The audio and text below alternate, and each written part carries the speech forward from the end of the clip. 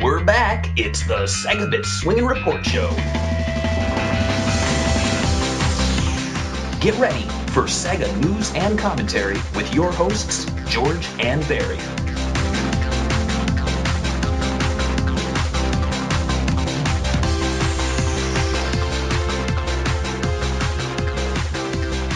Hello and welcome to episode 51 of the Sega-Atlus Swingin Report Show, Atlus Sold. We actually have a title before we actually do the show. That's very rare. It's very, very rare, but that's because we actually know what we're going to talk about tonight. We knew last week, too. Anyway, with me is George. Hi. And we have from Sonic Retro and Sega-Bits writer, Bartman. Yeah, all right, that's me. How's it going, guys? Great. So, let's go around and say what we've been up to and what we've been playing, because we haven't talked about that for a while. Last week we had a very big show, and we went right into the guests. So, George, why don't you kick us off? Oh, what I've been playing?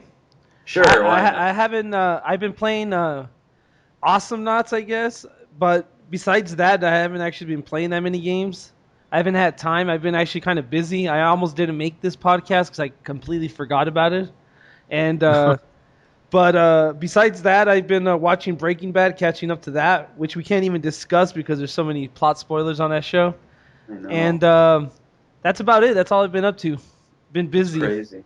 Breaking Bad's pretty much at the end, or getting close to the end, isn't it? Yeah, 2 more episodes. They're all trapped under a dome, I guess. I think you've been watching the wrong show. Well, it has that same guy in it, right? It's close enough. Same Okay, show. good. It's close enough. Do they go beyond Thunderdome? I hope so. Let's see. Well, what I've been up to and what I've been playing. I've been just doing the usual stuff, going to work and stuff. I've been playing the exact same games I've been playing last time we talked about it, which was Project X Zone. But this time I'm actually close to done. I'm about 40 hours in and at like the 33rd chapter, and I think there's 40 total. Nice. Overall, I mean, it's fun, though I'm a little disappointed that the new characters stop appearing at about the halfway point, which makes sense because you don't want to like play till like the last episode and then you finally get like Ooh La La to play as. So it makes sense to get a bulk of the characters so you can play with them for a bit. You just want more characters. That's the thing. Yeah, like I want them to keep coming on, but at this point I have, I think, all the characters that you can play as. So, but the new locations are pretty cool. I really like the Gain Ground stage, and there was a Ghosts and Goblins stage with some like altered rules where you need to find the key and things like that. So you could also pretty talk cool. about iOS 7 since you got that, yeah. right? Yeah, I just updated to that. We were last night. I had about 4 devices updating, my 3DS and then 3 iOS devices. So yeah, I was putting a lot of stress on the internet, but it's nice. I like it. I mean, from a design standpoint, as a designer, I think it cut out a lot of unnecessary things that, I mean, it looked nice, but the iPhone, you don't need the screen to show you a little switch inside of like a track. It's unnecessary. So yeah, I like it. So far, so good. People are saying it's glitchy. Have you had any glitches on it? The only glitches I've had is with the clock appearing on apps where the clock isn't supposed to appear, so it bumps the screen down so the bottom part isn't showing. Like maybe 10 pixels. It's not that big, but I don't like how on the home screen, all the information at the top's in white, so if you have a bright picture, you can't see your statuses, I guess. Yeah. So I've spent a long time trying to find the right photo. I still can't see like all my bars because I have like some white. Anyway, overall I like it, but there's room for improvement. The calendar app that I don't use, I guess people don't like. I never use a calendar app on my phone. I know people are obsessed with it. I don't. I'm just too late. I guess I don't have enough. I don't want to like put my schedule in a phone. Yeah. Like it just seems like I could be doing something instead of doing that. Yeah. The only time I ever use it is to see when I'm going to get paid. So I usually That's the only important thing. yeah. I make some decent use out of the calendar functions for my phone, but I use Android for my stuff. So I have a tablet and a phone that's linked to my Google account, and they all link together with everything I put in there. So if I want to schedule like a plane ride or a doctor's appointment, it works out pretty well for that kind of stuff.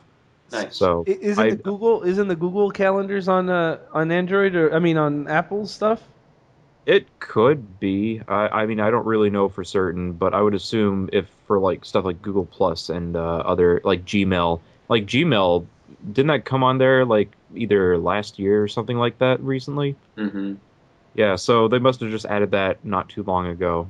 But yeah, like I don't know.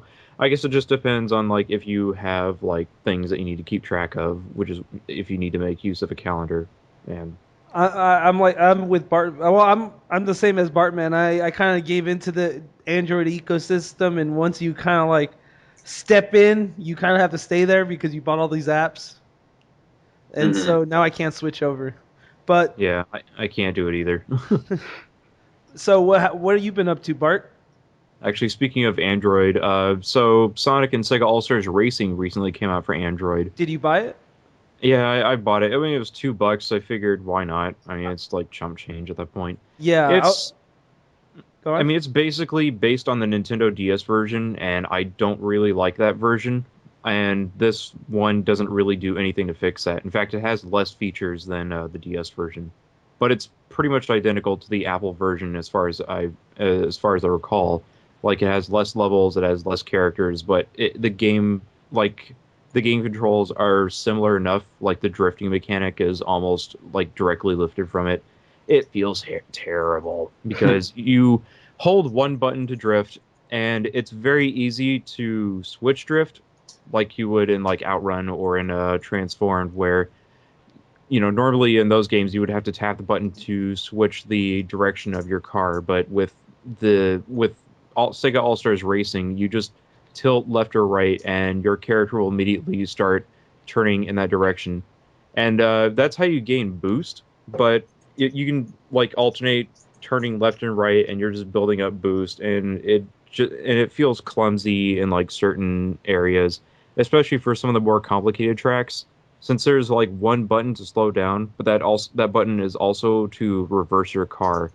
So when you try to maneuver through some of the turns of the tracks, it's really difficult to do, especially in like one of the later levels where you have to uh like you literally have to slow down because the turns are just so sharp. Mm. But trying to brake, it makes your car go backwards, and if you try to drift into it, your car can't turn sharp enough to make that maneuver. It's not a great version of the game, but for $2, it's not. I mean, it's probably one of the better mobile racing games that are already on the Android store right now. And it also has the free to play model, despite costing $2. So if you want to unlock all the characters, you can spend real bucks on Sega Miles to get the other characters and tracks to play for like multiplayer, which Nice. is which I don't That's know. awesome. Yeah, like Yeah. for whatever reason, like Knuckles went from being the cheapest character to buy from the console ones to the most expensive for like 750,000 miles. And uh, like completing a Grand Prix, you get about 100,000 miles, uh, which which when it comes to unlocking a lot of the stuff, it's going to take an extremely such a long time. Hmm. So I think that's one of the issues with this microtransaction models. They say, "Oh, you don't have to buy the points," but they pretty much make the game where you kind of want to do it just because they kind of extend Hmm. the buying for you can't buy it for free. I mean, because it takes so long. that's Like why I got out of playing The Simpsons Tapped Out, because it's nothing but just waiting around for crap to happen. It's not fun, and I it's was going to say the opposite. I actually like that they at least give you a lot of free buildings. And by free, I mean you use the in-game fake cash. yeah. I mean, if you want to use the stuff that you're already given, it's decent. But if you want to get some of the cooler stuff, Hmm. you have like if you want to take advantage of like a building that was based off of last Sunday's episode, you gotta churning all your donuts and your hard-earned XP and cash to get all this cool exclusive stuff. It's just not a whole lot of fun. Oh, and one other complaint I have for All Stars Racing, since it's directly an iOS port, like all the screen graphics are basically made to fit that resolution. So on Android, it looks stretched. Like my one pet peeve for a lot of Android iOS to Android ports is that they don't accommodate for the different resolutions, especially the fact since a lot of Android phones have widescreen displays. So yeah, that's another one of my pet peeves about mobile gaming. It's great. It's like when you owned the Dreamcast and you kept getting N64 ports. Yeah. Well, to be fair, there were some decent 64 ports like That's true. Revolt and Rayman 2 come to mind. In fact, I've been messing up with since we've been doing there's the month of Dreamcast going on for Sega Bits. I've been doing the stream. Yeah. So I've been looking into like my old library, and I've also been trying to look into purchasing some additional stuff for my Dreamcast. I didn't get a whole lot for this month since I'm kind of strapped for cash, but I picked up Marvel vs. Capcom 1 and the Bleemcast booter disc for Metal Gear Solid, just to kind of show off for the stream. It's kind of funny. I mean, it's kind of funny being able to play Metal Gear Solid on there, and it does a pretty decent job, especially considering that it's actually a better emulator than the Genesis emulator through on Sega Smash Pack. Yeah.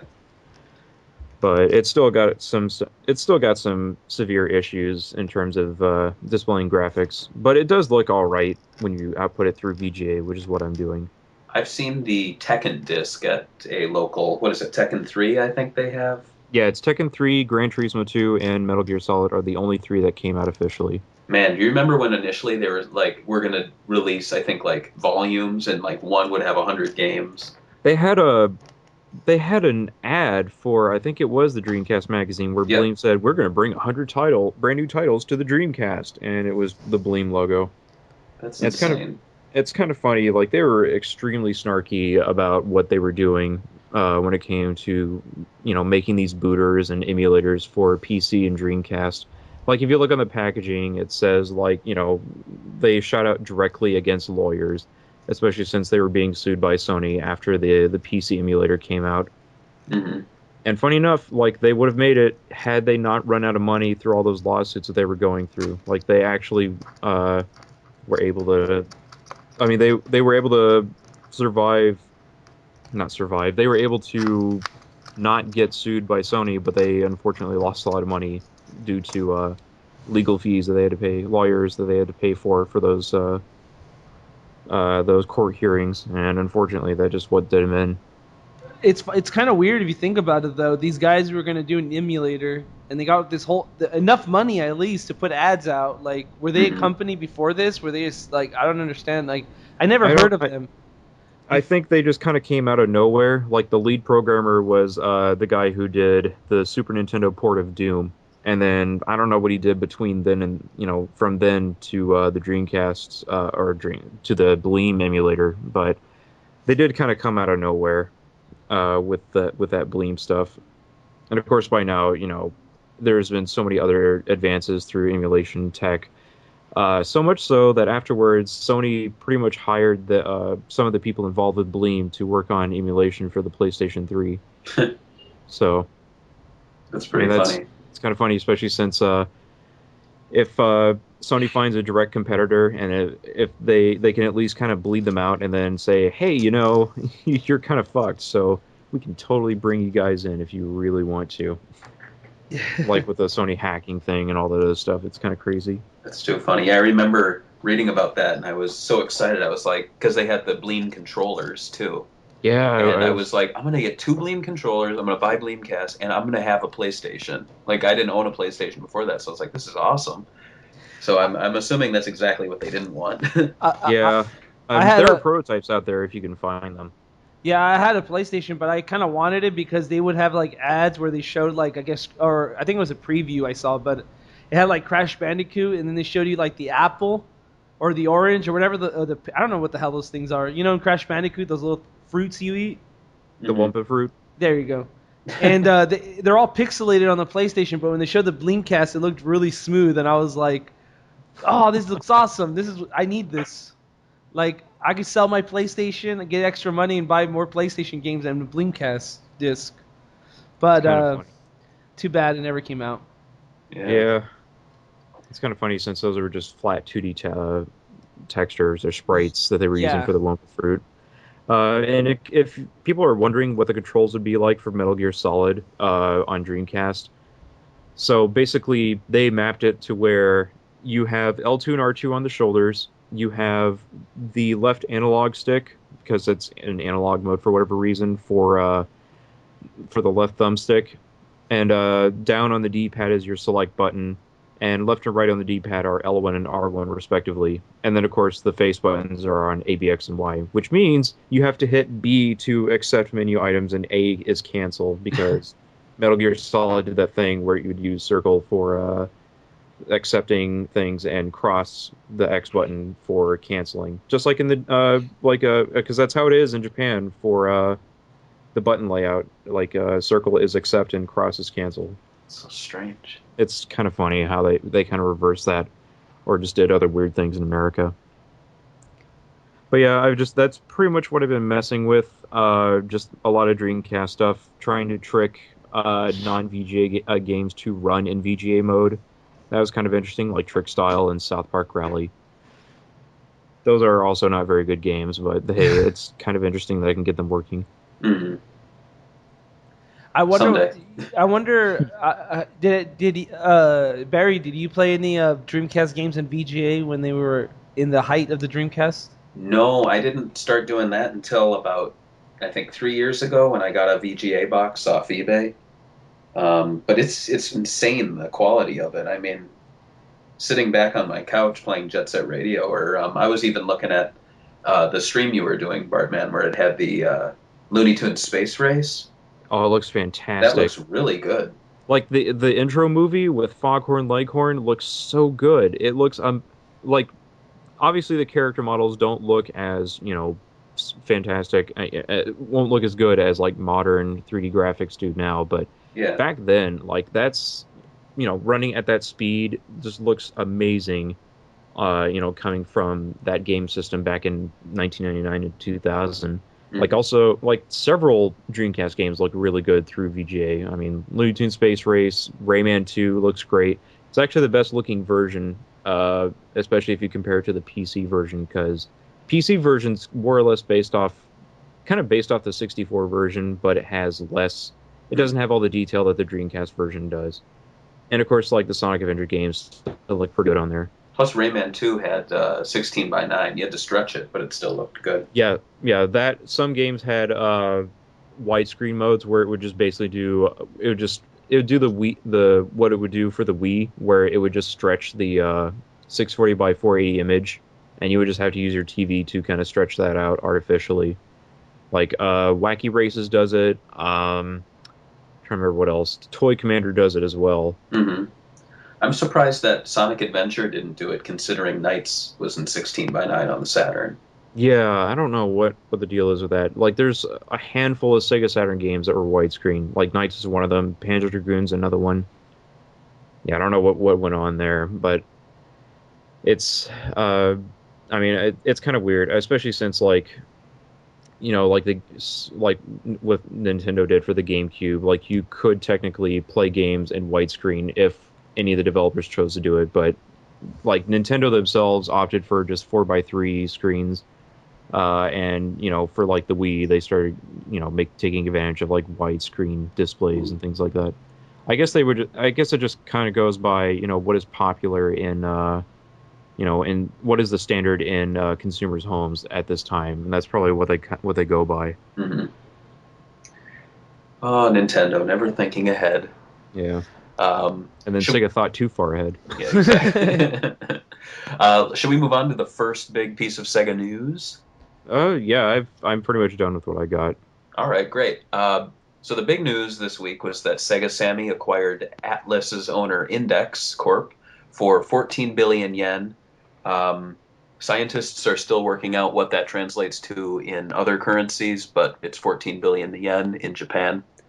Are they Uh, also working out what characters will cross over in Sonic and All Stars Racing Transformed? that's actually one of our listener questions, Ooh. which we should probably just answer while we're talking about this. But first off, what are your guys' thoughts on it? I mean, personally, I could just say I have never really followed Atlus's games. I own a few. I realized I didn't know I did, but You, who you what do want you to guys start? think, You got to make one of us start because I don't want to. George? All right.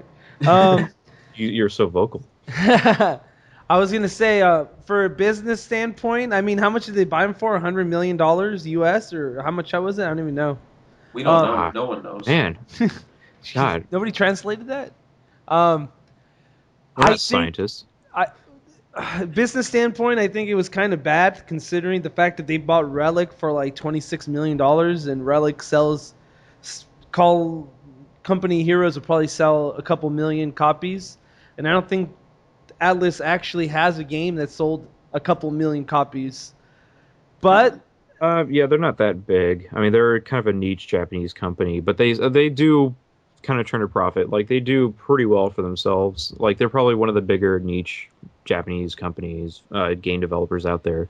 Like they make some like they're mostly kind of known for like Shin Megami Tensei, and they do some deals with some people. Like obviously Sega has done a deal with them for Mach X, and yeah, like what's another one? Like back in the day when they did Snowboard Kids with the Ractim. well, I think they're planning. I think they think Sega thinks that some of their franchises are worth the money that they're putting up because they're kind of conservative when they buy teams. Like they bought Sports Interactive and was it Creative Assembly for pretty cheap, and they have pretty big franchises that continuously sell millions of copies. Like So it's Football Manager, I think. Oh, well, Creative Assembly did Football Manager, right? I don't remember. Creative. No, it's Sports Interactive that does Football Manager. Oh, you're right, right, Creative right, right. Assembly does Total War games. Hmm. Yes. And so it's pretty interesting. They obviously think there's some value there. I personally like their games. I like their Persona games. I like their well, they have a lot of games. They Demon Souls they brought over from Sony and they made it sell how much? Like 300,000 plus copies. And now it Well, go on. well, that was from software that did Demon Souls and Dark Souls. Yeah, but they published it in the U.S. That's what I'm saying. Yes. As a publisher in the U.S., they could get a game that nobody thinks will make money, and make it sell. Like Sega can't even make their Yakuza games sell over 40,000 units. Well, So they cater to a very specific crowd, for better or worse, unfortunately. yeah, But you know, they like. I will definitely say that they make some pretty good games. But yeah, go ahead and continue your point. I'm sorry. oh yeah. Um, they make really. I mean, they make really good games. They have a target audience that is loyal and passionate. I mean, almost every single game does pretty decently. Like I think they just released Dragon Crown. I believe you're right. Yeah, So I Dragon's mean, Dragon Crown. I'm hoping that Sega West or Sega Japan starts bringing their more niche games through Atlas. I guess their Western branch, and because they obviously know how to like promote a game in the U.S. without too much of a budget, and Sega West doesn't seem to be able to like promote games. Like they've released some RPGs like Resonance of Fate and where's the other one? I can't even remember now. Sands of Destruction, like for the DS a long time ago. And the reason Mhm. I bring that one up is because I have a Sega site. I cover Sega stuff, and I didn't even know the game came out. Like I was like, the game came out, and I looked. It was like it came out 3 months before I even covered it. So I don't know. That's my thoughts on it. I think it could be good or bad. I guess it depends on what Sega does. Hmm.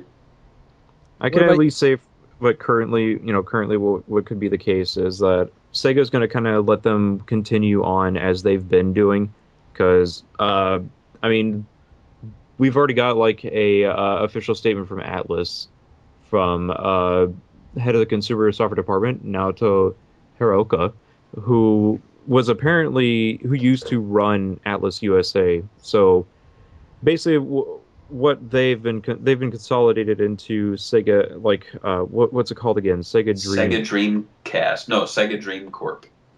Is almost there. I know. But yeah, they're basically putting them under that wing, and of course it was like Sega Japan that bought the company, and they're basically just kind of letting them go as they've been doing for the past couple of years, probably to kind of finish up some current deals and projects that they've been working on at this time.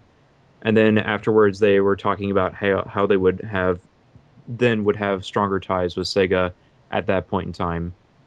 I don't know if that's going to mean anything regarding like if Atlus USA is going to change, if their semi non-existence in Europe is going to change. I mean that stuff's unfortunately going to be up in the air. But from the way it sounds like they're going to try and do better ties with Sega in general, in terms of like distribution and things like that. Hmm. But I don't think they're going to be in too much trouble. At the very least, they're going to have a very strong presence in Japan. I mean, last year Sega was helping them publish games in Japan, uh, probably because due to financial issues or something similar to that. Uh, so I assume that there's not really a whole lot to worry about at the moment. And considering I don't really recall any other company that Sega bought that they kind of dispersed, like what you would expect out of like Konami, regarding Hudson Soft. Like I don't think we're going to be seeing that happening with Sega. Hmm. There's a lot of doom and gloom speakers out there who are like, well, Sega sucks, da da da da da. Well, honestly, there's not really any other company you would have want them to work with. Like I've been trying to see if I could look into the different bidders for the Atlus company, for Index in general. They bought Index. That's what exactly happened with this bidding war. But Capcom's not really in a position to purchase anybody at the moment or do much of anything. Hmm. I don't really know why anybody would want Namco to do it because I kind of think Namco sucks. I want to say like Nintendo didn't care, even though they are doing deals with like the latest Shin Megami Tensei game on the 3DS and the crossover with Fire Emblem. But I thought I read somewhere that Nintendo wasn't even bidding on them. But then I'm hearing conflicting things saying that they were like the number two bidder. So I don't know what's going on with that. Other bidders included like Microsoft, and that would have been a death sentence for things happening in the West because Microsoft doesn't want smaller companies working outside of their wake. I don't think so. They would probably consolidate them or lay everybody off, and then they would try to handle everything in the West themselves. But they wouldn't really know how exactly Atlus plays their strategies out in America, so that would have fallen apart.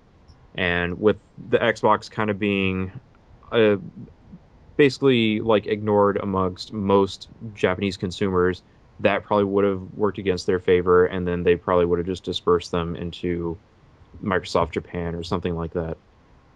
And see, of course, you don't really want Konami to do it because then they would have consolidated them into the company.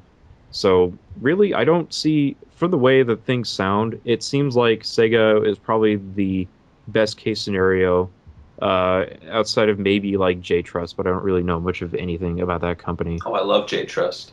Oh man. Growing What do up you? as a kid, man, J Trust. Who's this company? What do they publish? Yeah. They're a holding company. I don't really know what Oh, exactly they do. That's the thing. apparently Barry's head over heels over this company. Oh, guys, don't get me started on J Trust. He can Oh tell you man, they stories. can't. Oh man, I could go on all night, so I don't even want to. But with the way that Sega's been purchasing a lot of developers over the past years, I'm getting kind of a Disney vibe from them, where they're sort of just building their empire by purchasing smaller studios that have a proven track record, at least aside from what is it, Secret Level. Yeah, that that Secret Level did the Unreal Tournament port for Dreamcast. Oh wow. that's why they Well, got Actually, that's go ahead. Oh, I was gonna but go on, Barry. no, you go. Me? Oh, I was gonna say, Yes. Secret Level was like a mistake from a different era of Sega. That's like the Sonic 2006 era, the Yeah, mistake. The The Aliens Colonial Marines era that sadly stuck around for a while. yeah, it did. I don't. It's really hard to say. Like that shouldn't have happened whatsoever.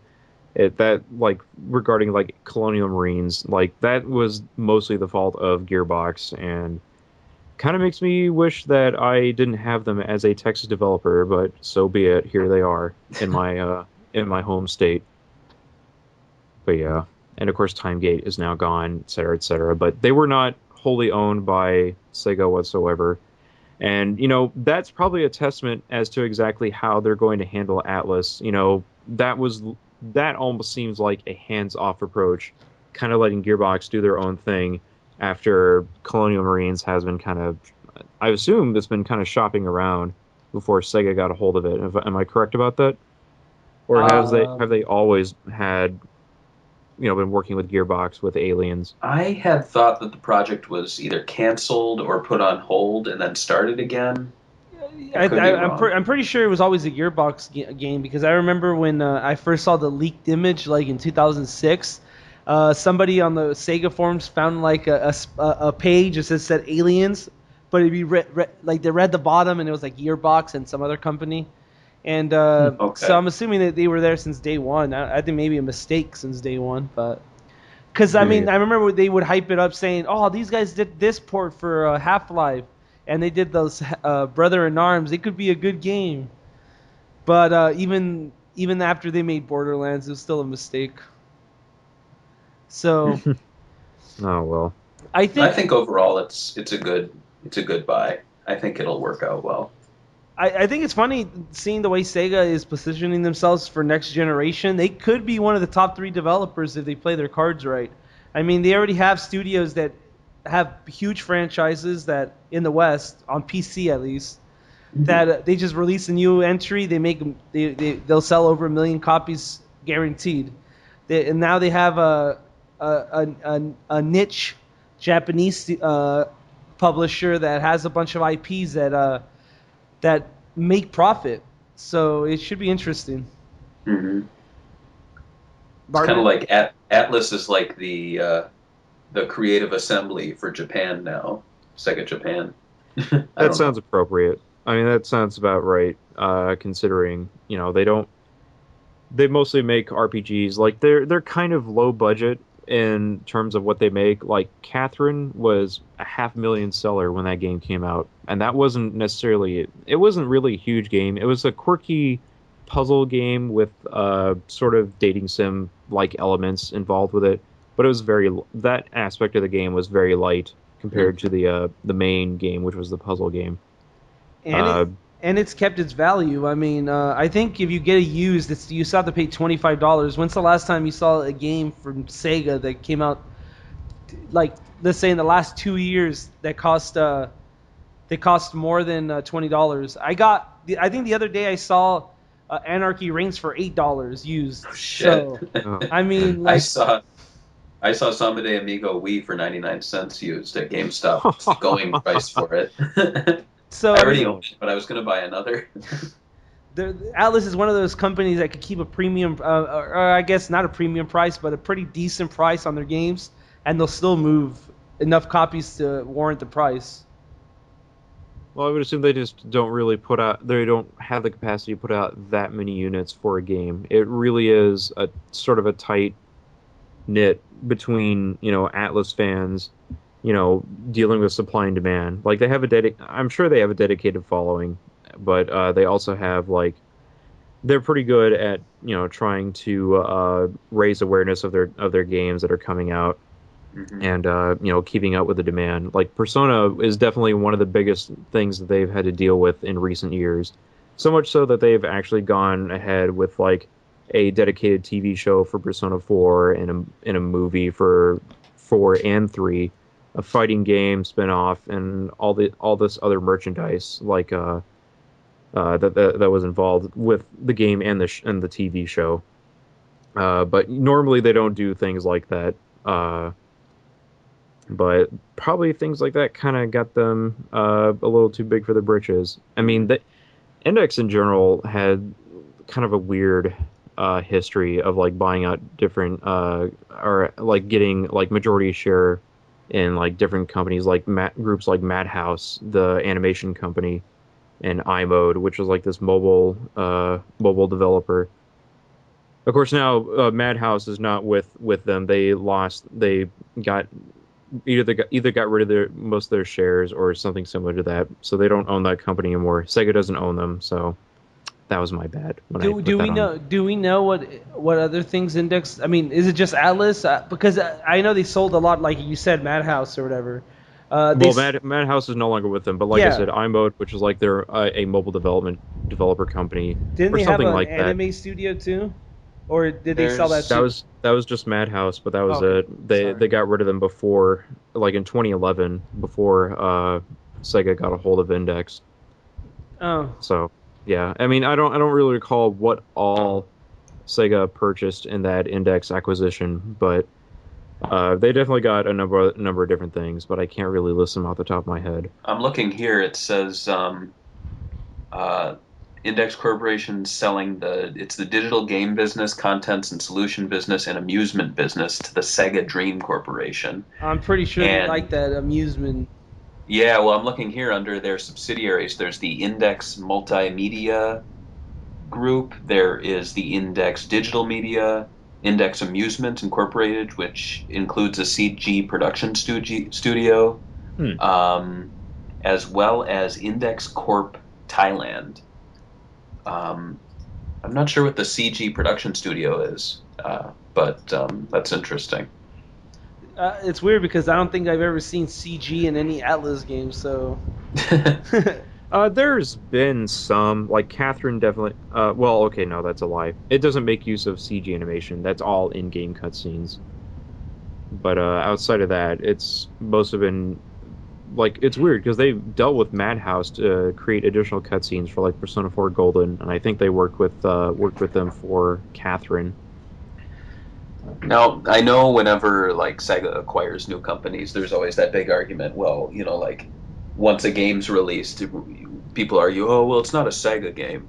It's an Atlus game. Release, Sega just publishes it." But do you think there will be a point when we start seeing games that have much more of a Sega uh, Involvement. influence? Or, for example, when the Creative Assembly releases their Total War games, even up till now, people go, well, it's not really a Sega game. It's a Creative Assembly game. But I mean, I argue Creative Assembly is owned by Sega. So in essence, just as much a Sega game as Sonic is a Sega game or Shenmue is a Sega game. Well, But their financial backing is essentially going to be a big part of it. So, mhm. like it And or not, like they have right. to deal with marketing and several other aspects that that are involved with game development. Mhm.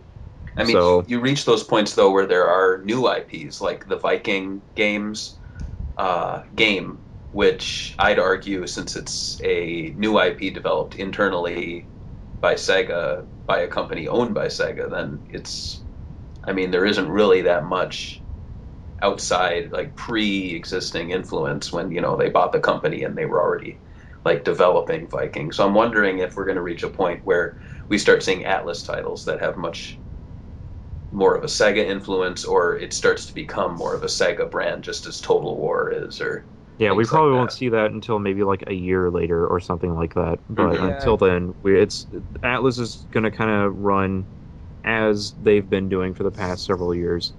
And of course, none of Sega's management really takes over until November, Hmm. November the 1st. So until then, they're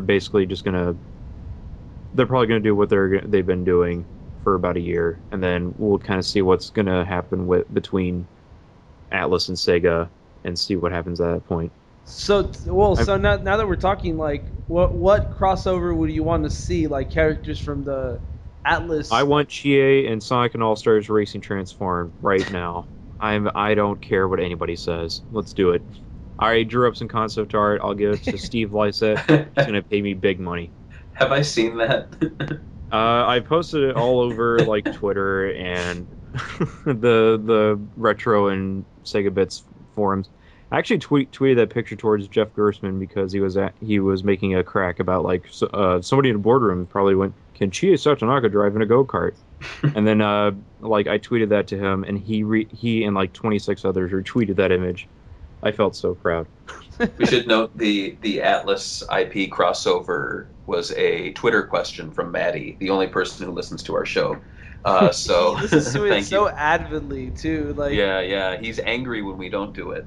but Yeah. so thanks to him. But I'd like to see Jack Frost, who I believe is um, The He's their mascot mascot guy. mascot. character Yeah. for Atlas. He's creepy looking, but I'd like to see him like I'd imagine we're going to eventually see some official art of like him and some Sega characters high-fiving in front of like a Japanese cake Uh, or something. I'll even accept the snowboard kids in Sonic and All Stars Racing Transform. That would Maybe be they're great. riding a snowmobile or something like that. just as disappoint everybody and bring up a weird character from the Persona series, I'll pick the kid in Persona 3 that wanted to date his teacher, and if you like actually, Kenji.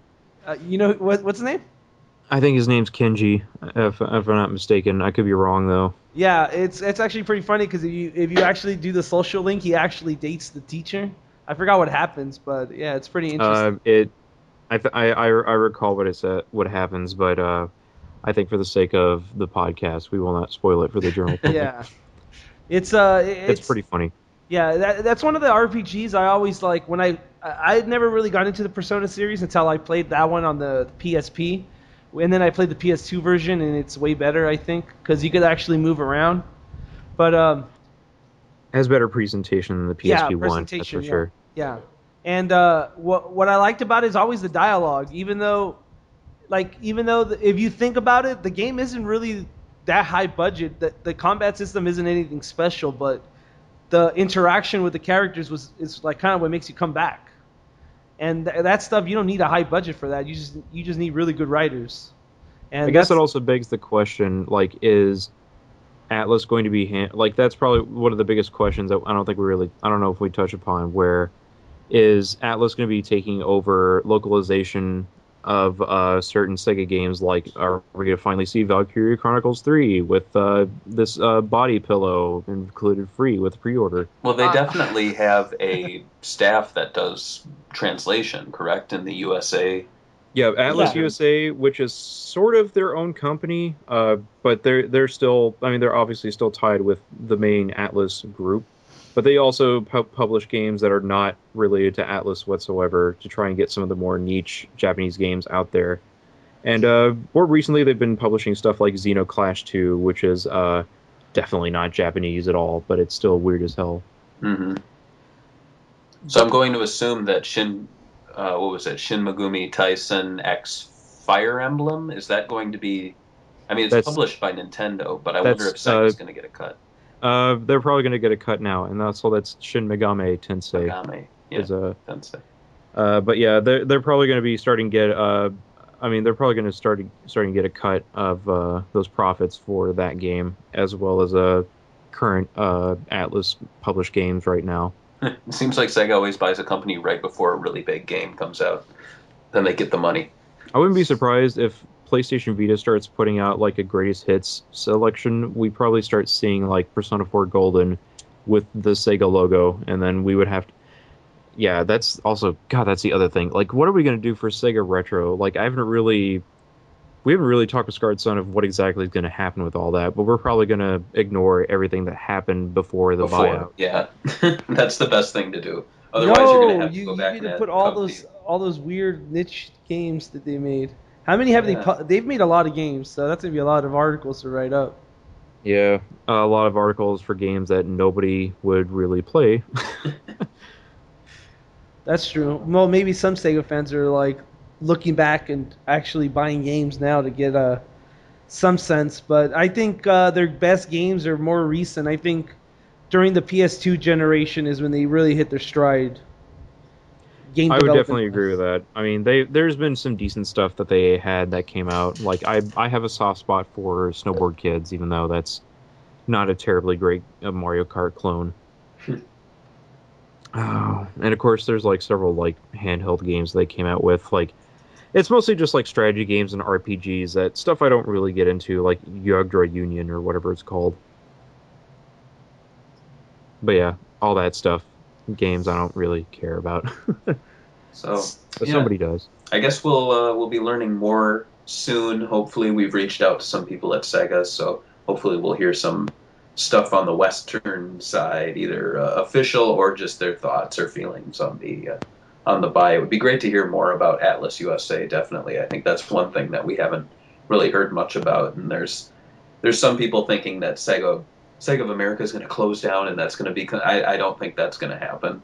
Yeah, Um, nothing extreme like that's going to happen anytime soon. if anything, it Uh, might be a few jobs lost at Atlus USA, unless you know they find that there's more than enough work needed for multiple positions doing the same thing. I don't know. It's interesting. yeah. But Bartman, did you want to talk about your trip to PAX? Are we all through with talking Atlas? Yeah, we're good. No, I don't want to talk about it. All right, You want let's to talk skip about it then. PAX? No, I'm joking. Around. No. Tell us about what did you do? What'd you see? How'd it go? I'll say this much. Unfortunately, that was probably like one of the worst Penny Arcade Expos that I've experienced, and it's not because of like the event itself, more so because of like a lot of the other crap that happened with me and my friends. Like before I got there, like I had a friend who was driving their car home, and it hydroplaned in the rain, Oh and she man. got in a wreck. So that kind of got in the way of things as I was, coming in by plane. And then, of course, I got sick.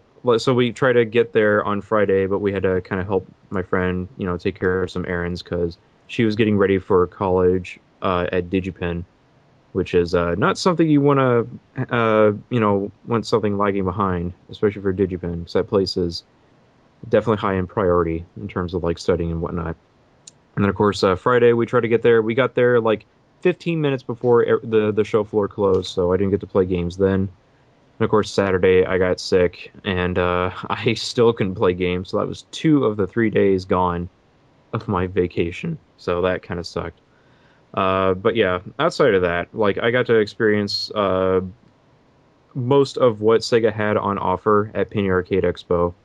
Uh, and they seemed like they had a pretty strong showing there. One of the games I didn't get a chance to play and oddly enough was actually the number one game that was shown off for Sega, but it wasn't at Sega's booth.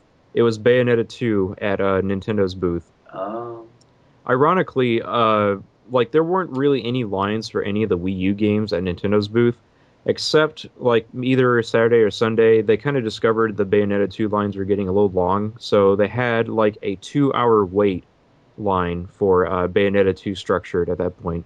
And since I didn't really have the right press privileges, I couldn't really, make any headway, so I didn't get a chance to play that game.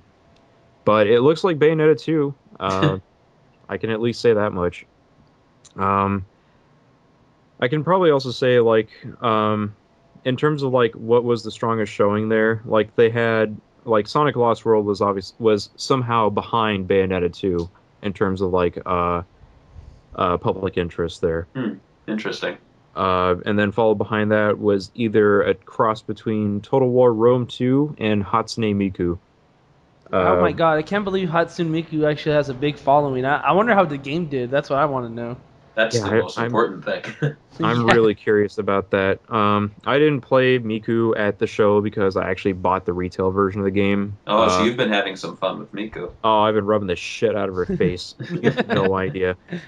Yeah, you can if you haven't. I'll probably start with that. Like, if you haven't watched like the video retro live stream, I've been spending some time with Miku, having fun. Having some fun with her. Yeah, like I will say this much: like the music rhythm game aspect of it seems like it's fun, and there's definitely some songs in there that I find that are really catchy.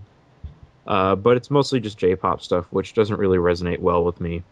But like some of the quirkier songs, like the there's like I forget the entire name of it, but it's like this polka song. It's like the training song that comes with the training mode, Hmm. which is very catchy in its own right. And like some of the starter songs, like Cat Food's kind of interesting to listen to.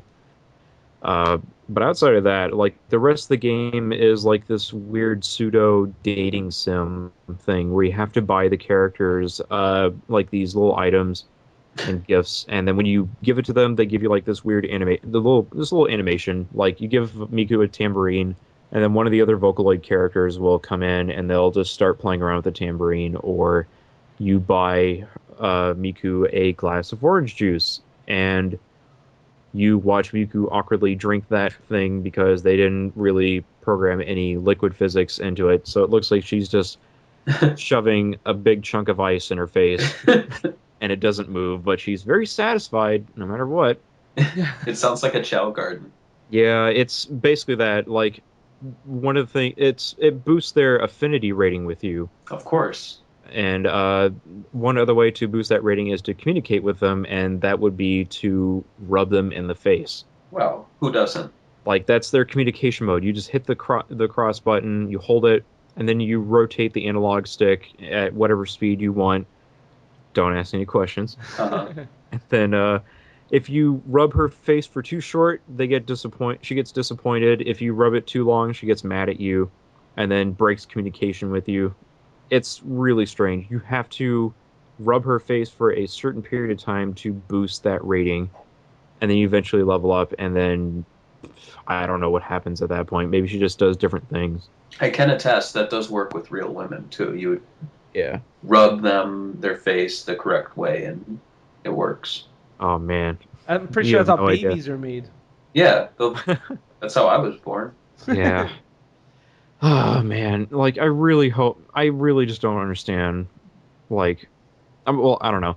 That's part of the reason why probably why a lot of these games don't really come out is because of just the strange stuff like that happens in there. Like, it's not exactly going to happen like, oh, Sega should totally remove it and it'll be like Game of the Year. Like, that's not really going to be the case. Like, it's still going to be associated with like all this other creepy thing. It's basically catering to like a very specific audience that I would never converse with in a daily routine. I'll say that much. But it's nice that they did it. I'm still waiting for Miku to appear in All Stars Racing and Transformed. Like, if that becomes DLC, I'd definitely buy that because I think it'd be funny. I could swear that was supposed to happen. It was supposed to happen, but I guess something kind of fell through again in terms of DLC for the Sonic Racing games, and they just kind of took it.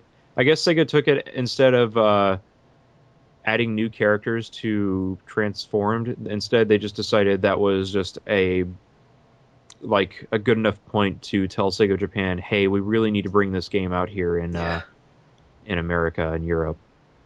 Right. But yeah, I mean, that's nice that they did it. I mean, people who are going to complain like, oh, why didn't they bring over anything else? Well, they just got to go with where the demand is and where the money is. So if you don't pay them the money, they ain't going to give you shit.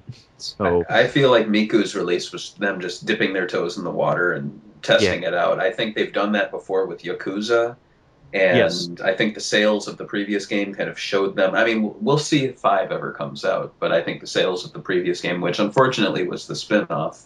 Well, for what Aki says, he said it's like 5 times longer than Yakuza 4. I'm sure they don't want to be translating 5 times the content text. That's and true, which brings not us back sell. to Atlus. Yeah, well, I don't know if Atlus would be able to do anything of games of that, grandest scale. Like, I don't think if you were to get Atlus to translate Shenmue for Dreamcast, I think that would be way too expensive for them to do. Like, they kind of go for some of the lower budget kind of stuff. Yeah. So Bartman, we're talking about Shenmue. I was gonna try to get back on PAX, but I was gonna ask, any interesting games you played outside of Sega?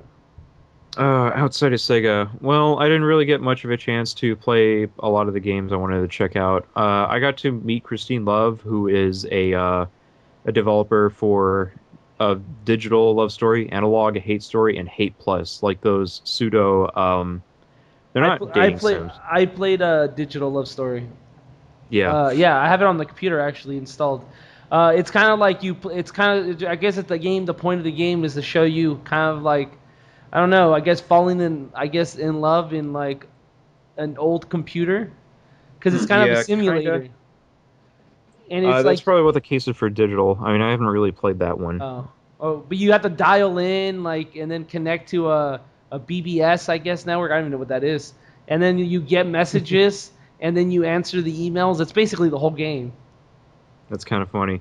I mean, that's part of why I kind of like them, because like with analog, it's a text parser kind of game where it's not an adventure game in any sense. You were literally just kind of reading through like these old email logs of like this family that has passed on, and you're just trying to unravel this mystery of like what exactly happened with them and all this other stuff. And Christine Love is like pretty savvy in terms of like the kind of audience that would be playing something like a digital dating sim type of game. In fact, there's an achievement in Hate Plus where the game literally tells you teaches you how to bake a cake in a little cupcake pan, and you were supposed to send an email to the developer with a real life photo of the cupcake and the game running of the character eating the cake with you, and like you can add like your own candlelight or your own discarded bag of Taco Bell sitting in the corner in like this damp room or whatever.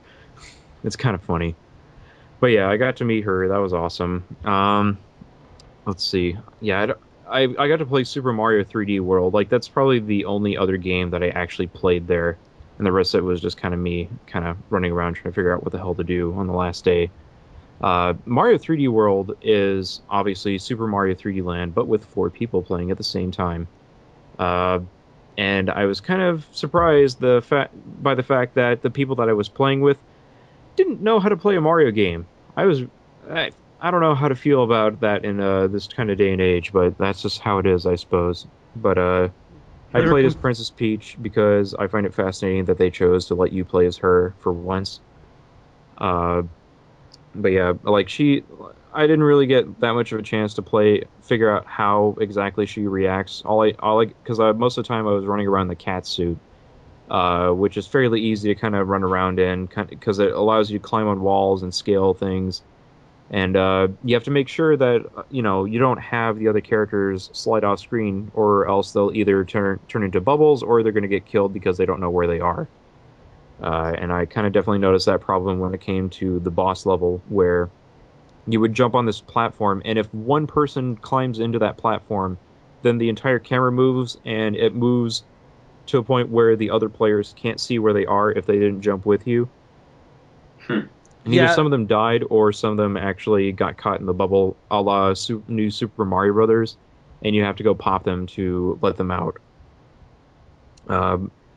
There was, I don't think I ever played on the tablet, but there's not really much point using the tablet unless you want to like highlight objects in the playfield, like hidden blocks or things like that.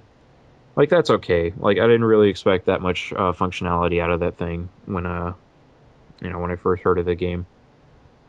I really don't recall getting a chance to play much of anything else. I'm trying to remember what else happened. I mean, most of it was kind of dealing with the Sega booth.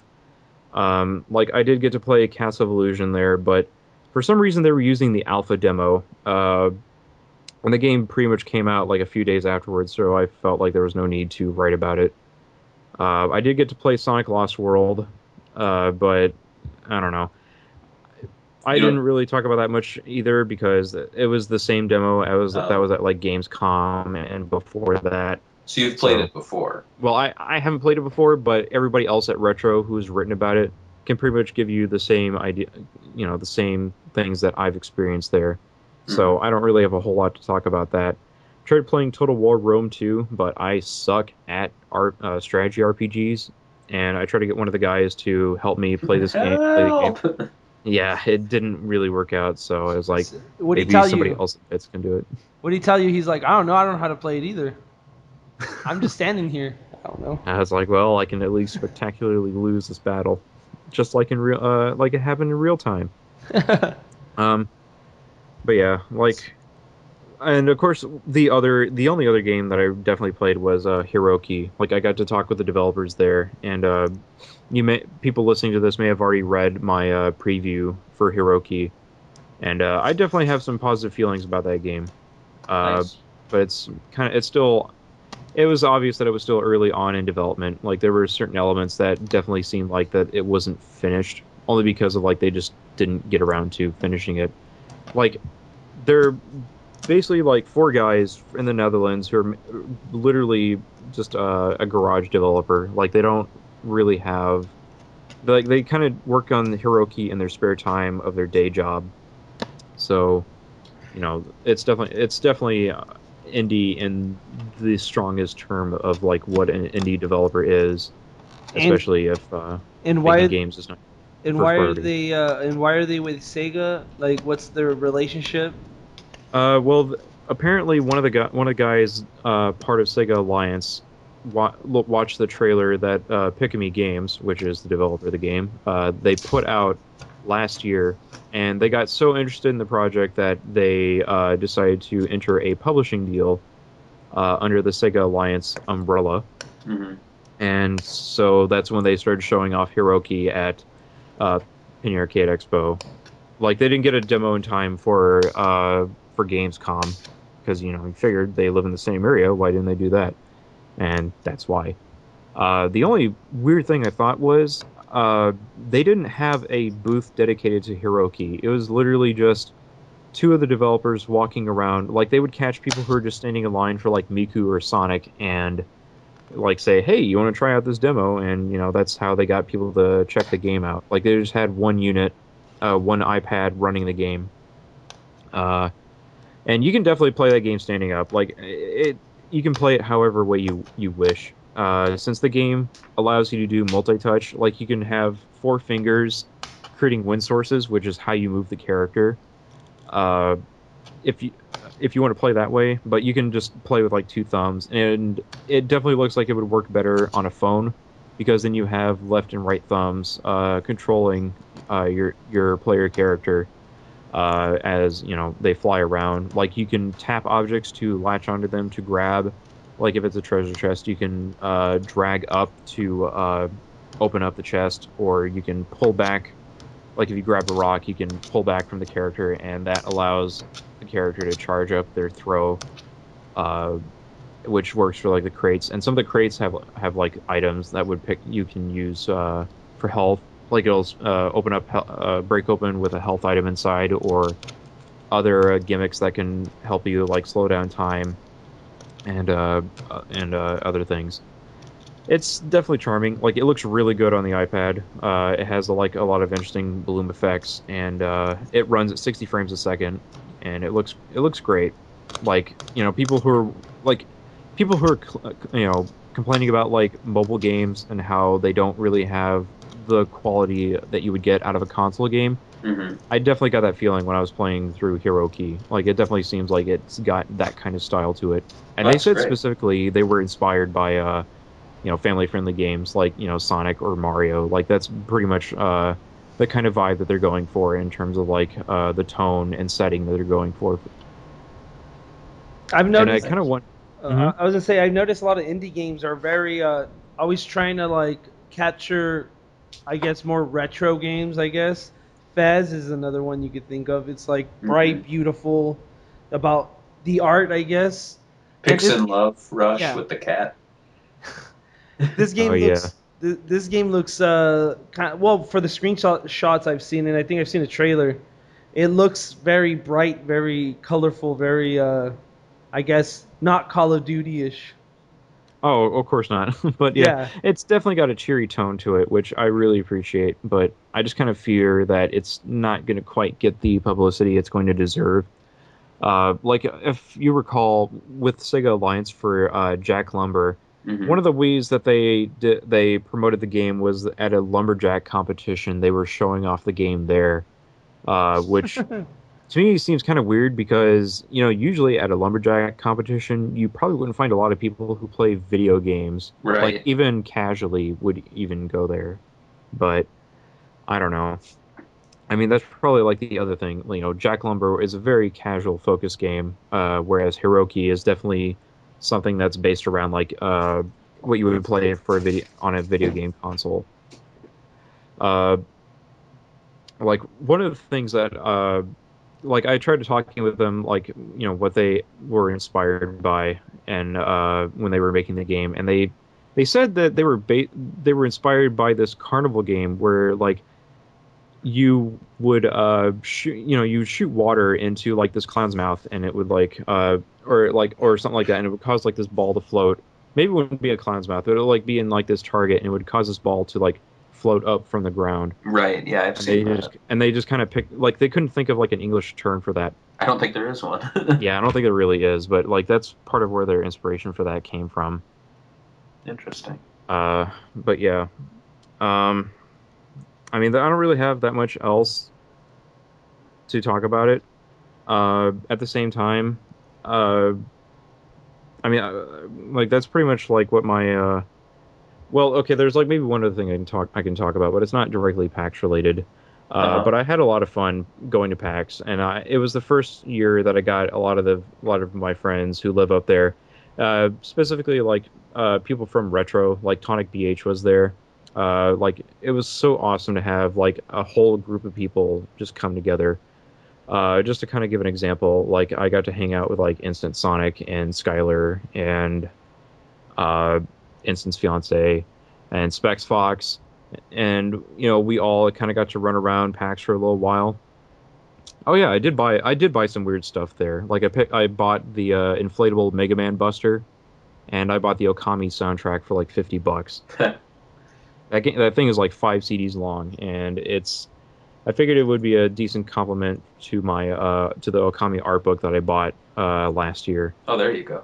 Yeah, and it has like in the art book it says, play this track of this CD for maximum enjoyment, and et cetera, et cetera. And the Mega Buster is really hard to get in your hand if you blow it up too much. Like you have to put your hand in there, blow it all the way up, and then if you want to remove it, you have to deflate the Mega Buster. But it looks goofy and fun in its own right. Nice. And if you're looking for something for your other arm, I found a Ready to Rumble Round 2 boxing glove, inflatable boxing glove on eBay. $30. Yeah. So there you go. $30 only? That's I have not bad, to have actually. I have to to get be it now. honest, for a Dreamcast piece of merch, that's not too bad. Yeah. But that's really cool. I saw those Mega Man Busters. Did you see the giant statue? Didn't they have a statue there? They didn't have the giant statue, but they did have the smaller one. And Okay. apparently it was supposed to be like a PAX exclusive that they were selling there, but that line was just way too long to be able to get a hold of one of those things. That and I tried to see if I could get Wonderful 101 because Oh, they were right. selling that like 2 weeks earlier at Nintendo's little store, but they only had like 101 copies each for each day of the 4 days okay. there, which is kind of dumb, but whatever. But Can I- yeah, can I make I wish I got to get it. Oh, I was gonna say, can I make a joke about 101 or Shoot. Wonderful 101? Oh, that's Shoot. the only time they ever sold out of the game at PAX, right? No, They sold out of that game all 4 days. Like that line was like literally like an hour long if you wanted to wait in there. But That's great. how because of that, it's so weird. Have you That's played the funny game? Because no, I never got a chance to play the game. Although the lines didn't seem too long, and it's funny because it was nowhere near as long as Bayonetta 2's line, which is kind of funny. I mean, again, none of the lines at Nintendo's booth were long except for Bayonetta 2, and I have no idea why that was. I find Like, it kind of I find it interesting that Sega doesn't have money to publish their own version of Bayonetta 2, but they have money to buy Atlus, right? Well, they have their own money to make a movie based on Bayonetta, apparently. Yeah. There has to be At least some. that's region free. Yeah, but hopefully, I don't know. I wonder how that deal works. Is Bayonetta now a Nintendo only franchise? Because No, I don't think it is. I think it's just they're just helping them publish because like it's part of Nintendo's initiative to help Japanese developers publish games overseas. Like I think it's just part of that initiative. Like And- they're working with Sega and Platinum for Bayonetta and Wonderful 101, and they're working with Atlus for Shin Megami Tensei 4. Like Nintendo's publishing SMT 4. Hmm. But Nintendo owns Wonderful 101, whereas Sega owns Bayonetta. yes. Yes. And there's a Bayonetta cameo in Wonderful 101, although I don't know what exactly you have to do to get that. Yeah, and I believe her friends Jean and what is it, Rodin? I think it's Rodin. Yeah. So that's pretty cool. I wonder Yeah. if there'll ever be a port of Bayonetta 2. It doesn't seem likely now that Nintendo published it. I don't think so. Probably not. I think Nintendo may have a fair stake in Bayonetta 2, so much so that money went towards development. So we're probably not going to be seeing that on other consoles. And since I own a Wii U, I don't give a fuck. So I have to get mine. The $300 one releases tomorrow. oh, that's right. Does Wind Waker come out tomorrow? I don't remember. I think so. Yeah, the Wind Waker console bundle is released Oh, tomorrow. So What get on game that. But this are isn't you gonna Nintendo bits. are you gonna buy it, Barry? Who, me? Yeah. I have money set aside. So yeah, eventually before Sonic Lost World. So Okay. within a month. I thought you were gonna buy it to like literally the first day you're gonna be in a line, and they're all, No, I. are you here for Grand Theft Auto 5? No, man, I'm here for the Wii U. Oh God, no, I don't dare do that. But no, I until Sonic Lost World comes out, I really don't have a reason to own a Wii U day one. But speaking of games, we have oh. we have a new game. Do you guys want to talk about that?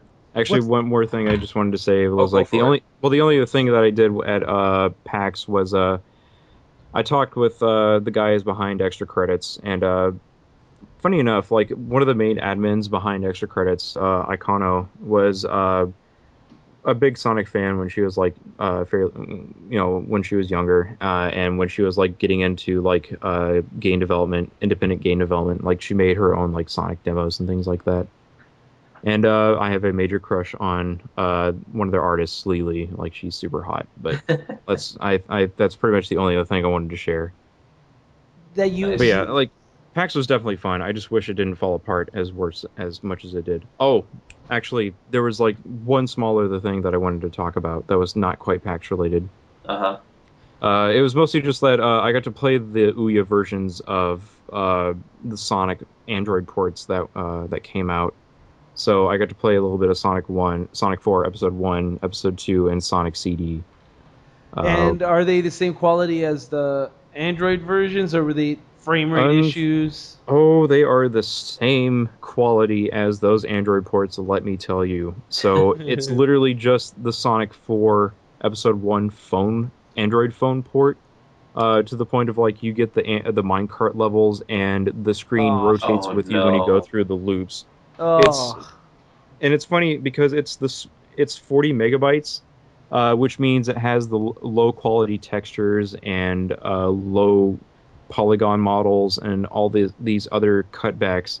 Whereas Episode 2 is the Tegra HD version of Episode 2. So it looks better. Like it has like the full on animation and bloom effects and everything running at like a sub 30 frames per second. And Sonic CD, which is ironically the best port of the three because they actually bothered to position the lives icon in the bottom left corner correctly. Whereas in the other two, it's literally just kind of juxtaposed in the top right for phone reasons, but it's basically as lazy as you can get with your phone ports. And you can log into your Sega ID, but you can only use like the Ouya's touchpad, which more or less acts like the mouse to or the touchscreen to navigate those menus, which is awkward, Hmm. super awkward. They're not good. well, it's all right. So None yeah, of us have a Ouya, whatever they're called. Oh So yeah. I will say after playing with it a little bit, I kind of like it, but it definitely needs more support. But yeah, that's my PAX adventure. I definitely miss my friends up in Washington, and I got to give kudos to Tonic VH for letting me stay at his place when I was sick as a dog on Saturday. I did needed he cook either you? sleep or something. Did he take care of you? Yeah, he took care of me good. Nice. But yeah, I actually kind of wanted to see if we could get those guys in for a PAX podcast, but we've all got different schedules. It's not easy to get a hold of everybody right now. Well, thanks so much for sharing your experiences at the show as crazy as they were. Yeah, and I definitely got to give thanks to Sega for letting me do interviews and uh, get to play the games early because that means I got to cut in line in front of everybody else. That was so good. Nice. I And can't wait to do that. actually, one last anecdote was I tried to see if I could buy the Sega team Dominoes, because Miku loves Dominoes. Oh, of course. Yeah, unfortunately, I couldn't really figure out where there was a close by, a nearby Domino's in the area Uh-huh. until like the day that I had to leave for my flight.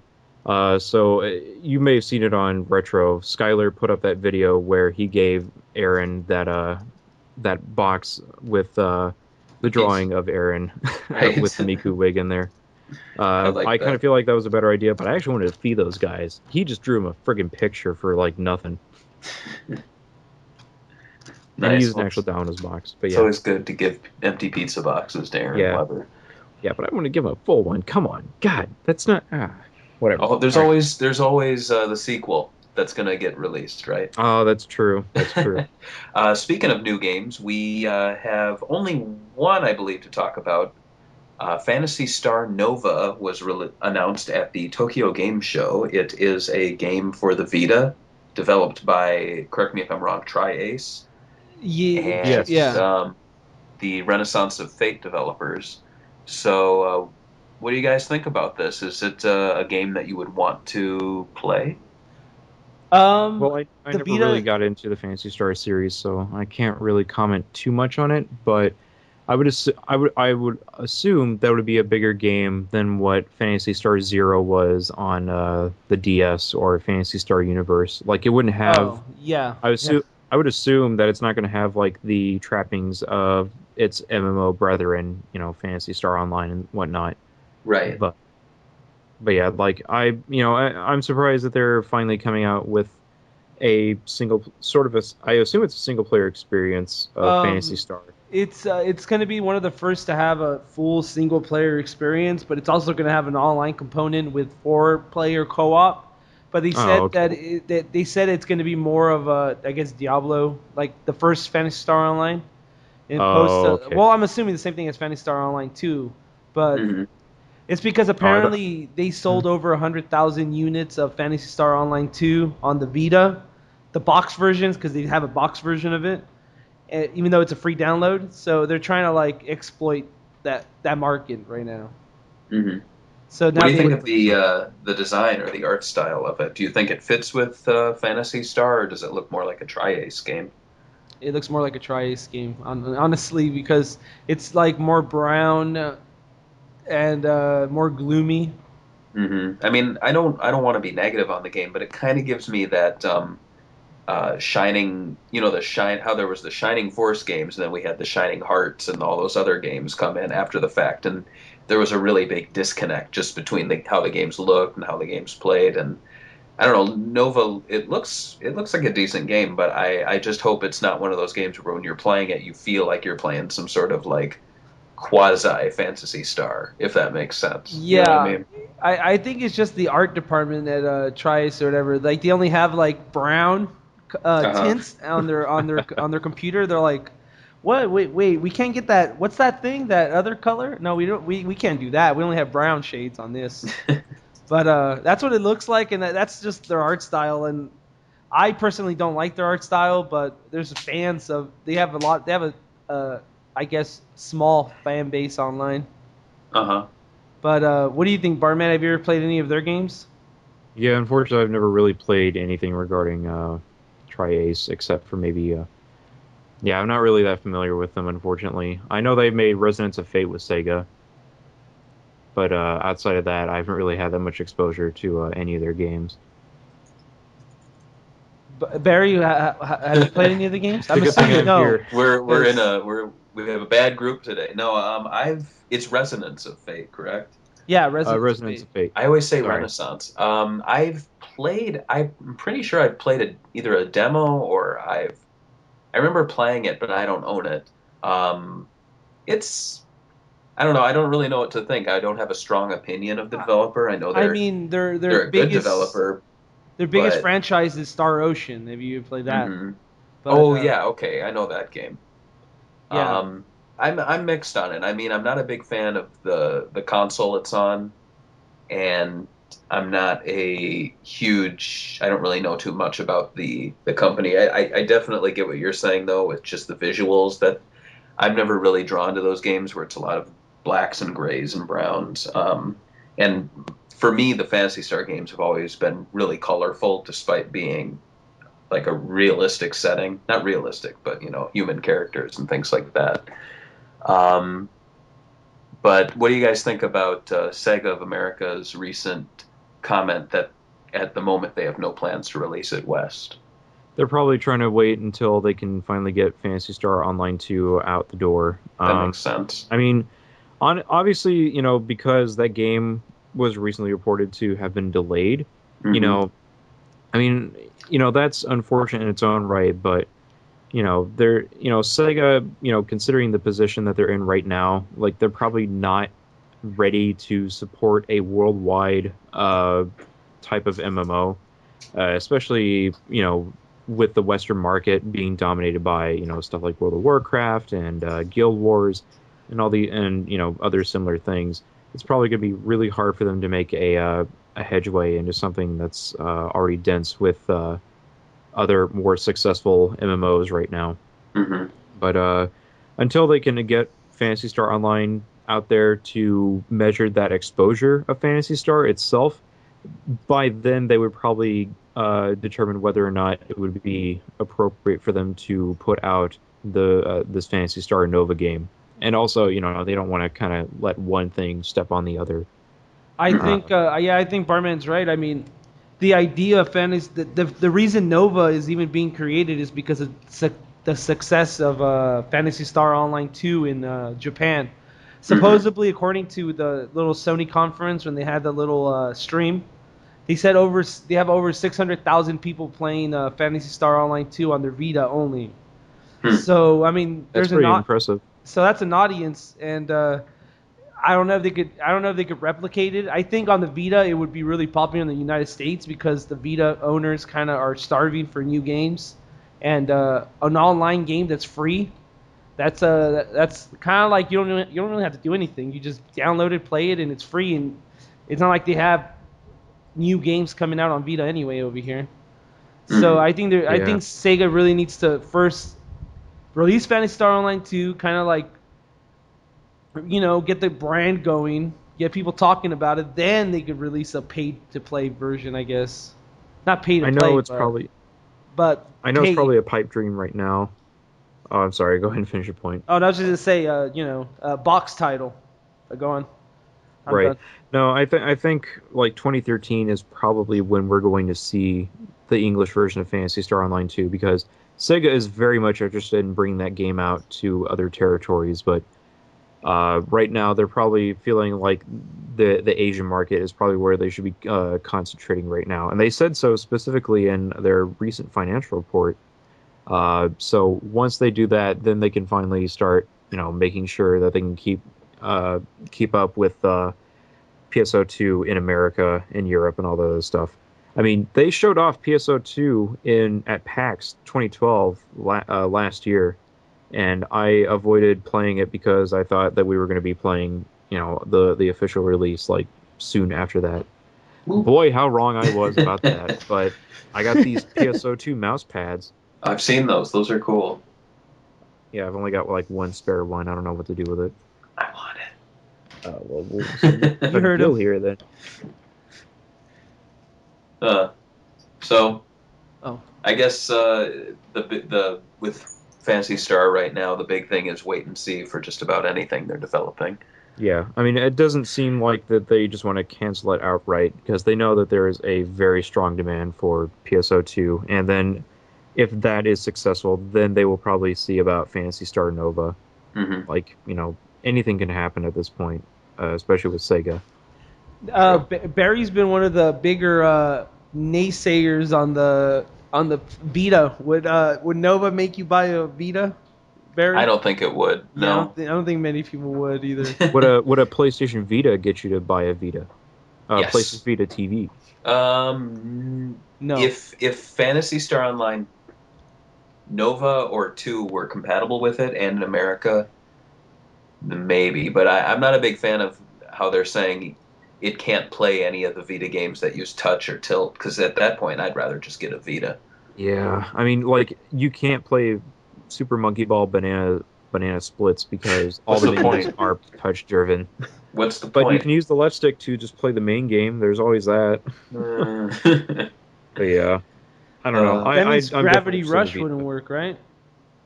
Yeah. Yeah, you can't play Gravity Rush whatsoever, despite the fact that the PS3 controller, which is what it's supposed to connect to, has 6-axis tilt.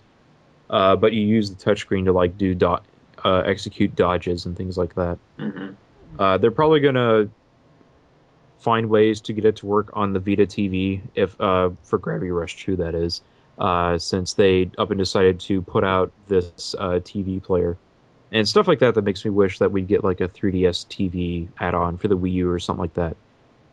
Like with that, like the Super Game Boy they used to have. exactly. Like I don't know. I mean, obviously they're gonna have to figure out what they can do regarding the dual screens for certain games, but Mm-hmm. On the you Wii know, U it's pad. yeah, but like for like Yoshi's Island, you have, both the top and bottom screen that have to be viewed at once, which is Oh, not exactly the easiest thing. And like Sonic Rush, where you switch, like if you have like the big screen, your TV screen as the top screen, and the touchpad with the tablet, suddenly Sonic Rush becomes like this confusing thing of like, wait, where'd Sonic go? Oh, the he's on the tablet. Of course, I forgot. yeah, that's true. I But guess there'll yeah, be like some games that will only work. Mm-hmm. But Uh, it's the other game I wanted to talk about, if you guys want to move on to it, is this new one called Sonic Lost World. I don't know if you've heard of it. No, no. it's on that gay system. I don't like it. a 4-minute trailer for Tokyo Game Show was released, which I don't know if you guys have watched it, but it reveals. I thought it revealed quite a bit. There's a new beach level it shows off. It shows that Super Sonic's available as he was in Sonic Colors. There are some pretty cool cinematics that I was seeing with the tornado chasing Eggman, and this weird one where it's like it looks like it's out of like one of the earlier Sonic games where it's all super serious and there's Amy Rose like standing in a field that's dying or something like that. Some weird stuff, but Uh, overall it shows off a lot of the game. isn't that kind of like a, I don't know. I think this is something Sega's been doing for like I don't know how long they've been doing it. It seems like for every freaking game, they like Hmm. you see everything of a Sonic game, and then it comes out. So Hmm. sometimes you feel like there is no surprises when you get the game. I think they're doing a better job with this one than the past ones because I feel like because I never avoid spoilers. So when it came to Generations, I feel like I've seen before the game came out, I've seen every level officially demoed by Sega, aside from maybe like a handful of maybe like two of them in the last boss. But with this one, I feel like I've only seen four full levels maybe, and then just bits and pieces from trailers of other ones. It's kind of funny, when you work in, in a certain venue of press, you kind of subject yourself to a lot of things that could potentially ruin a game experience for you. And like you said, it seems like they're doing a better job trying to keep a lot of the gameplay elements under wraps compared to something like Sonic Generations. Although I assume with Sonic Generations, it's technically a lot of stuff you've seen before, just Hmm. now in a prettier rendering engine and things like that. So, Yeah, they had stuff like that to kind of excuse it. I am Uh, glad that up to this point they haven't shown any of the Sonic and Eggman cutscenes because apparently they start working together really early on in the story. So right. by I think the second zone in the desert stage is when they start working together. So yeah, but yeah, That's right there I'm able to work that stuff out. So um, but no, I'd say they're doing a pretty good job. If anything, I'm thinking they need to show off some of the features more because we're only a month away from release, and I'm just now seeing in a Tokyo Game Show trailer that there's 4 player on the 3DS, like four And I player still don't really versus. understand how the Miiverse functionality works. Me neither. I mean, they're actually showing that stuff off in the Japanese trailers and other promotional material for that, but not in America. Hmm. And it's kind of funny, like how different Sega promotes their material to different countries. Like Japan has a completely different way of like telling you about the game. And whereas in like America, they're just like, oh, it's Sonic. Can you save it from the Deadly Six and Hmm. do moves? Da da da da da. With that music. Dubstep. Yeah, And like the same intro that we've seen on like 6 of those American trailers. they need to stop using that song. There's beautiful music in the Sonic games, and they don't even use them in the advertisements themselves. Yeah, it's kind of a shame. I But actually like that theme. I think they should put it on every game Sega puts I out. think that's Sonic's theme song now, right? Well, for Sonic 4 Episode 2, it was like a weird remix of Sega All-Stars Racing, Yeah, even though it had nothing to do with the game. yeah.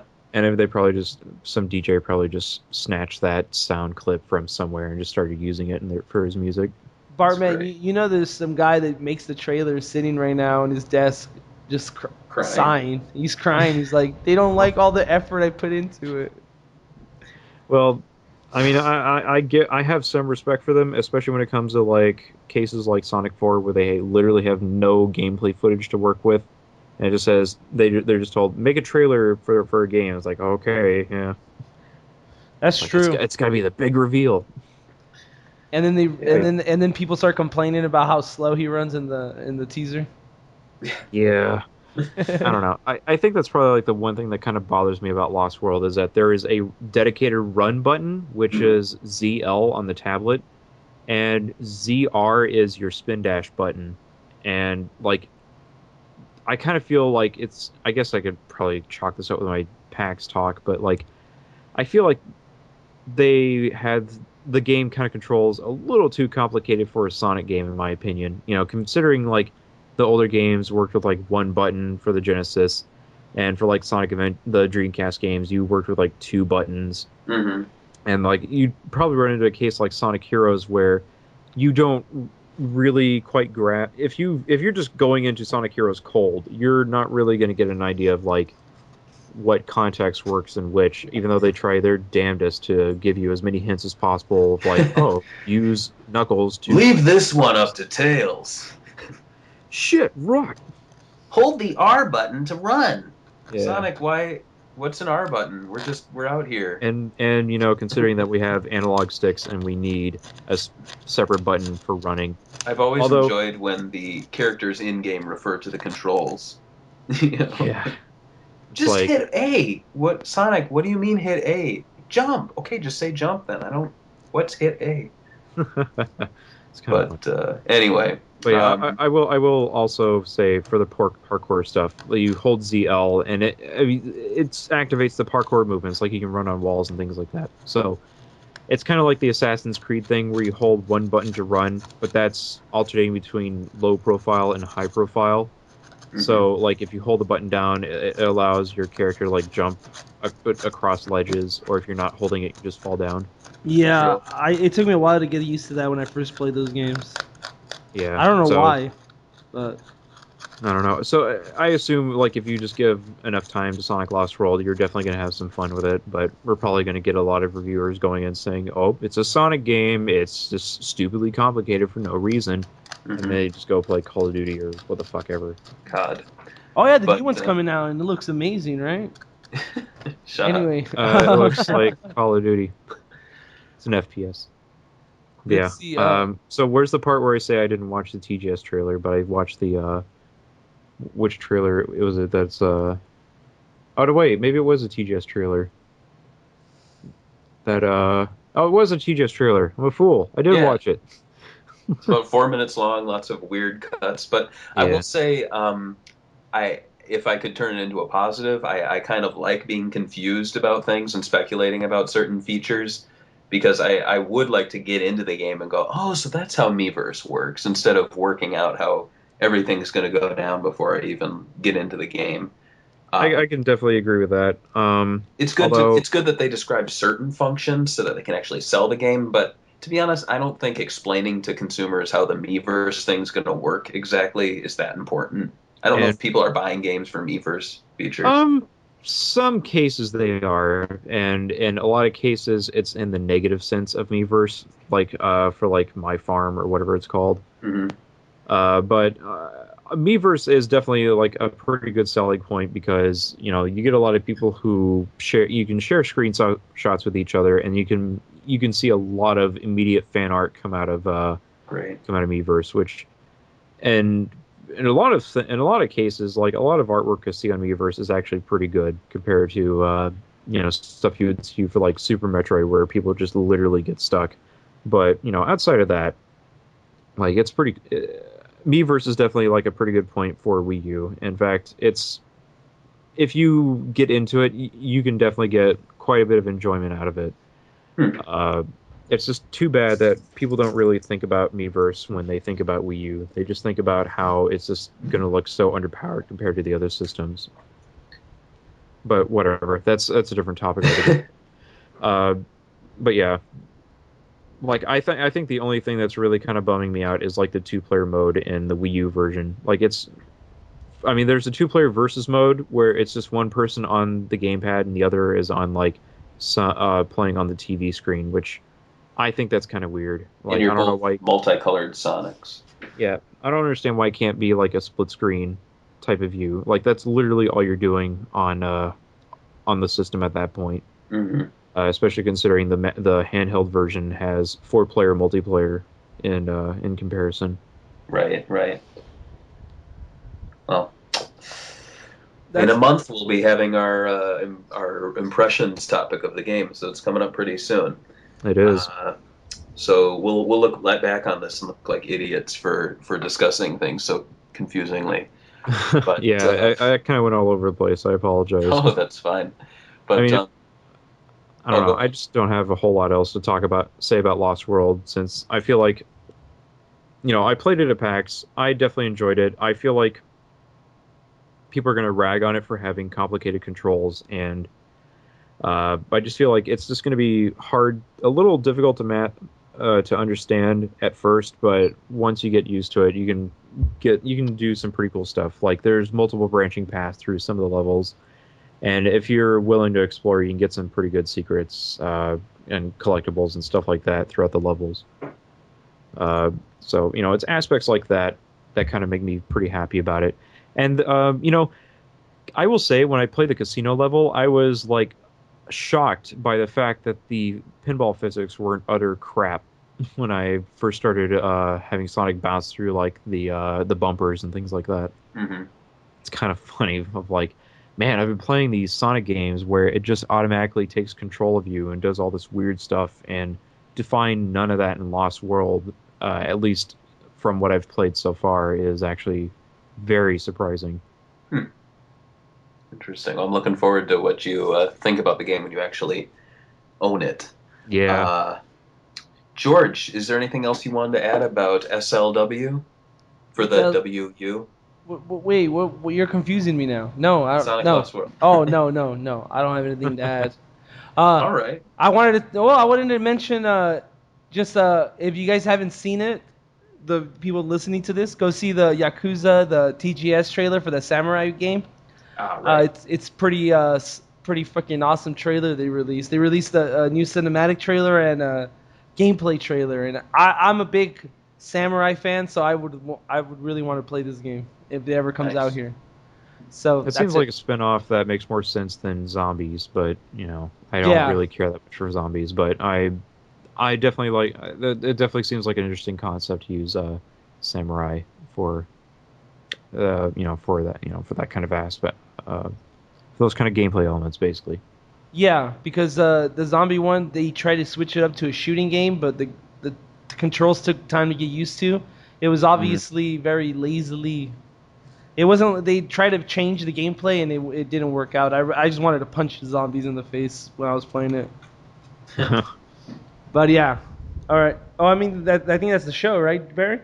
Yeah, that's just about it. So, if there's anything else you guys want to add, well, the NVIDIA Shield came out, and you get Sonic 4 Episode 2 for free with that, but nobody cares. Did you buy it, Bartman? I don't have the money for it, and I'm not really all that interested in it, only because like I've already got several other devices that play Android games. And of course, if you want to like stream your PC to your handheld device, you have to have an NVIDIA card, and I don't like the NVIDIA brand, except unless Tegra and only Tegra is involved. I don't care. Mm-hmm. Okay. So yeah, no, it seems like it might be okay though, but you get Sonic 4 Episode 2 for free if you care, maybe or not. I'll tell you this much: the Sonic and the All Stars Racing game doesn't work with the game controller, so you have to use the touchpad for that. That's a nice selling point, right? Yeah. Doesn't work with the controller. Very nice. How about you, George? Anything else? No, I think that's it. All right. Well, I'm good too. So I guess that ends our show. So let's all say our goodbyes. Goodbye from me, Barry. Goodbye from George. And goodbye from Bartman. I might try to stream. I definitely would try and stream more Dreamcast stuff before the end of the month. So we'll see what happens to that. All right. Bye. Bye. In the song, in the show.